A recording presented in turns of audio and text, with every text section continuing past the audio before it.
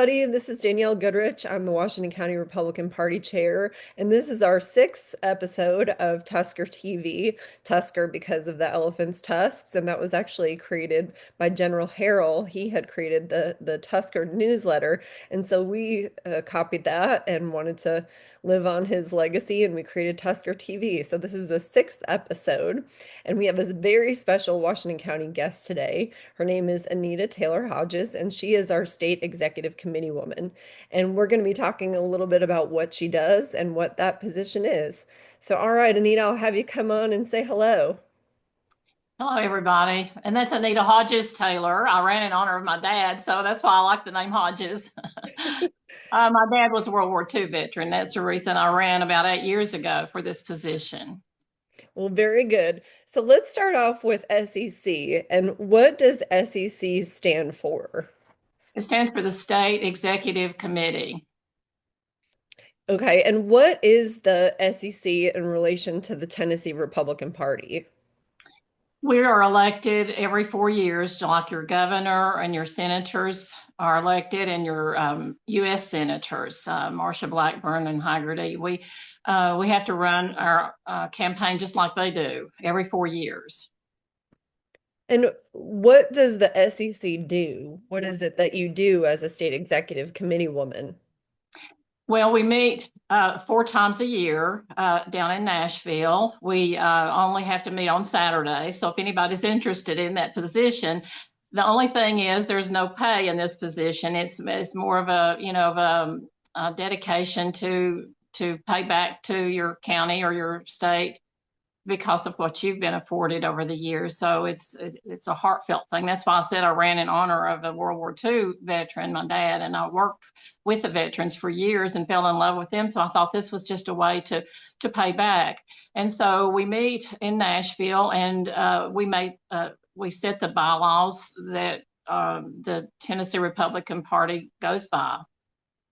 So those are basically the rules that the Tennessee Republican Party follows. Yes, Mhm. supposed to follow. Yes, and we try to do our best on that. And also, you all write the Tennessee Republican Party principles too. Is that correct? That Yes, yours. I'm on the bylaws committee, and basically the SEC operates similar to what your state senate would do. We have committees, and each state executive committee person who represents the counties in which they're elected. And by the way, I represent 3 counties, and that's Carter, Johnson, and Washington counties. Just like our state senator Rusty Crowe represents those 3 counties. And so each one of us have a committee to serve on, like Rusty Crowe is over a certain committee, and Bobby Harshbarger is over a certain committee. And so we meet regularly throughout the year to operate under what committee we're set to operate under, and that is bylaws where I serve. And there are 66. Is that correct? 66. So there's 33 men, 33 women, is that how that works? It used to be. Right now, we have a few counties that does not have a representation. So I think we have 75 House members. There's 27 senators. So these 27 senators are supposed to be 2 representatives of each of those, a man and a woman. So that gives us, I think we have now 27 representatives, women, and 27 men. And how many SEC men and women are there? Well, because we only have, let's see, 75 House representatives now, the numbers are reduced basically from death or whatever. So there's 1 man and 1 woman to represent each county. And I think right now we have 75 counties that are representative. So it would be 75 SEC members. Okay. Thank you for that. And you already covered one of my other questions. What counties does your district cover? Uh, so what resolutions did the SEC pass this year? And will they pass the legislature, do you think? Well, the one that's been going on for ever since I've been a SEC member 8 years ago, we have sent a resolution different times to the legislature to close our primaries. but it's not been done. So I don't know if it's going to pass again or not. I know that that's a piece of legislation they're discussing this year, but it has not passed so far. And that would also require party registration. Is that correct? So yeah. So what that means is if you, right now you can go to the polls and you can decide to during primaries you could vote Republican, you could vote Democrat, you can vote Independent. But if we required party registration, then you would choose to be a Republican and you would only get to vote on the Republican ballot. And so that's what party registration would do. And if we were to close the primaries, that would mean that there wouldn't be any crossover voting. There's this meme that's circulating that I believe Tennessee Constitutional Grassroots Conservatives put out, and it's a picture of the UT football field, and it says, with open primaries, we're letting Florida pick our quarterback. Because it's essentially, if Democrats can cross over and vote in our Republican primaries, then they get to help select our quarterback or our representatives. So it's weakening our representation. So that's one of the concerns. And let's talk a little bit about, so I'm the county party chair. And so we have the CEC, which is the County Executive Committee, and you all are the SEC, the State Executive Committee.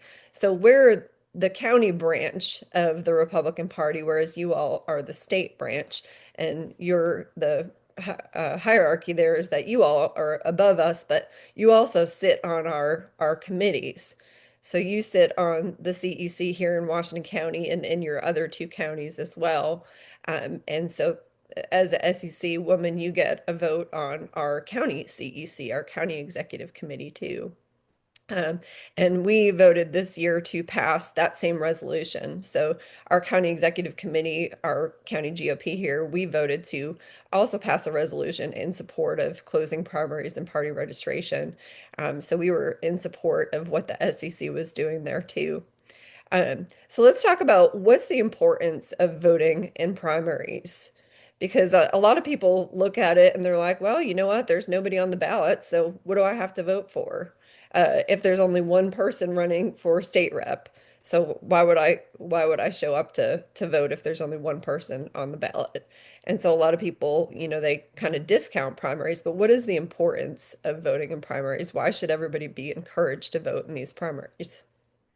Well, because the state bylaws have changed over the years, and now you're required, in order to run as a candidate for a Republican position, you have to have voted 3 out of the last 4 statewide primaries. And those dates were August 2020, August 2022, August 2024, and March of 2024. And it's just very important that anytime you have an opportunity to vote, I think you should go vote. Uh, Other countries stand in line for hours and days sometimes to vote. It's a privilege to vote. And I think we've taken that lightly in the United States as a whole, and especially here in Washington County. I think at one time we only had 12% voting in our primaries. So it's very, very important. And these people that are elected in your primaries, they control more of your pocketbook money than even the general election that comes in November. I know most people like to vote when there's a presidential election, but it's so important who you elect in your own counties, because that covers the people that and the amounts of money that's paid for your roads, your water, your sewer, your firefighters, your policemen. It covers so many things. Let's say I made a list here: your county employee salaries, your law enforcement, your jails, your courthouses, your public health, schools, our schools and our public libraries, just like your trash and your water, your sanitation. What you vote in the primary has an effect on how these people are elected that serve in these capacities. Your mayor, it's so important that you vote in these primaries, not only for voting rights, but to watch your pocketbook and who you have to represent you, and think about your children and your grandchildren, because sometimes these people are in office for quite some time, and it affects other people, not only you, but your parents, your cousins, your aunts, your uncles that live local. Yeah, and it's important to be informed on the candidates too. I think sometimes people get intimidated because they're not familiar with the names on the ballot.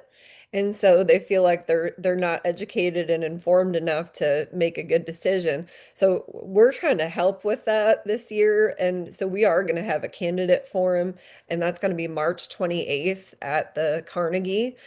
So we will have our commissioners there and the school board candidates there. And that way people can come out and hear them answer some questions. It won't be how some of these other groups are where they just let somebody get up and talk about themselves for 2 minutes. We're actually going to be asking some questions. So hopefully we can differentiate a little bit, and we'll walk away more informed voters and feeling confident in our choices in these primaries. Um, right now, we have about 15 candidates who are trying to run as Republicans, but they're not bona fide. Um, and I do have a concern that we're going to be turning away 15 people. And then I look at it and I think, well, those 15 people probably represent 100 people that each one of them could bring to the polls. And of course, we don't want just quantity over quality. We want quality votes. We want people who are informed. But we don't want to be disenfranchising people from running as Republicans. And we don't want it to look like we're just setting up to keep the incumbents in there and favoring the incumbents. And, education is part of that process where we're trying to educate people because it really hasn't gotten out there that, people need to be voting in these primaries as a stepping stone to running as a Republican. But do you think there is some concern that there's, candidates who will be turning away as running uh, as Republicans? Oh, yes, I'm very concerned about that. First of all, our bylaws have changed over the 8 years that I've been in the state committee. And because they've changed so much, people do get confused. For instance, in 2022, we were throwing out vouchers right and left because the whole CEC, your county board, all those people that sat on that board could offer a voucher. Um, and when that changed, now only the state committee people, which is Dr. Todd Fowler and myself, can give a waiver. But your bylaws do allow for a waiver.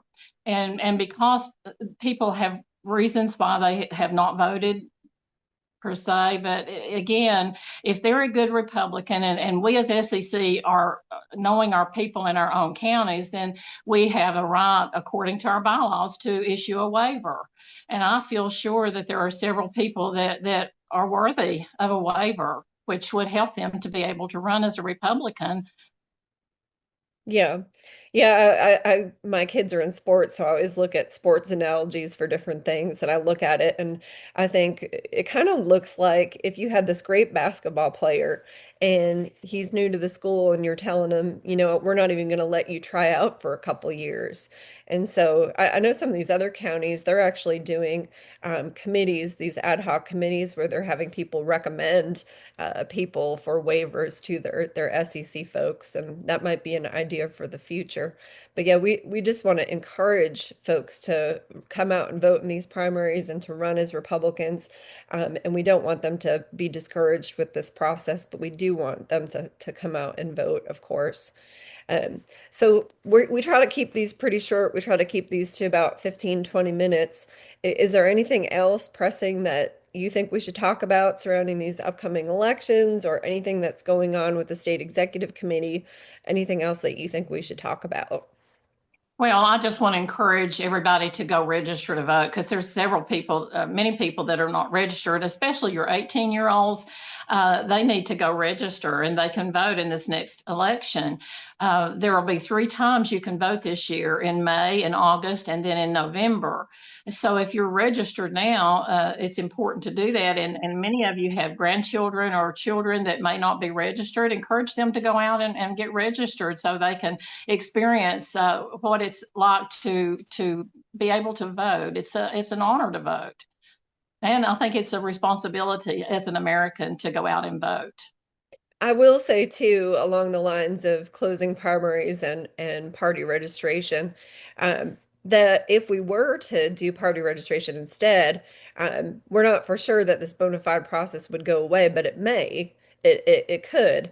But something I'd like to also consider that I think would be a good addition would be, some type of an affirmation form. The Tennessee Republican principles are excellent, and anybody can go on the tngop.org website and go to About and then read the Tennessee Republican principles on there. They're things like standing for the Constitution, understanding that our rights are God-given, not government granted, understanding that we're supposed to be for fiscal conservatism and minimal taxation. And so there's some really great principles on there that ensure that we can hand down liberty for our kids to do the same.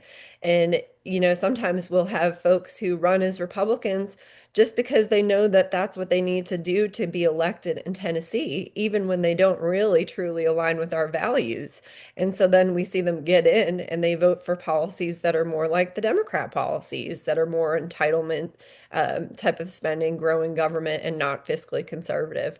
So I think it would be great if we required our Republican candidates to sign some type of an affirmation form in agreement to our principles. And I love that the SEC took a stance on putting our principles up on the website, and how conservative those principles are. I like that the SEC did that and the Tennessee Republican Party took that stance. So I think that's great. Well, I'll let you close out with any final statements or if there's any places that you want to point people for more information. And you're up for election this next time around too. And as of right now, you don't have anybody running against you. Not that I know of, and this would be my third term. So I would encourage people to go to tngop.org. That's tngop.org. And when you go there, there's a bar across the top that has the various things that you can click on. And when you click on that, underneath each of those titles, you'll find lots of information. It's very, very enlightening. And the word about, ABOUT, just click on about, and underneath that, you will find your bylaws. You'll find so many interesting uh, uh, places where you can have your questions answered. And then over to the far right, you'll see what our party guiding principles are. And it's a privilege and an honor to know that I'm a Republican, that I would serve under those kind of values. I don't know what the Democrat values are, but I know we're different as night and day in this day and time. And I think it's so important that everybody aligns themselves with our Republican Party. It's very important. Thank you. Thank you so much, Anita. Thank you for your time. And everybody who's watching, you can go to our website, which is WashingtonCountyRepublicanParty.org. You can find all about all of our events that we have coming up. Everything is listed there. And please subscribe to our newsletter too. And these videos are viewable on YouTube, and we share them out to all of our social media platforms. So follow us on Instagram and Facebook and Twitter. Thank you so much. Have a blessed day. Bye bye.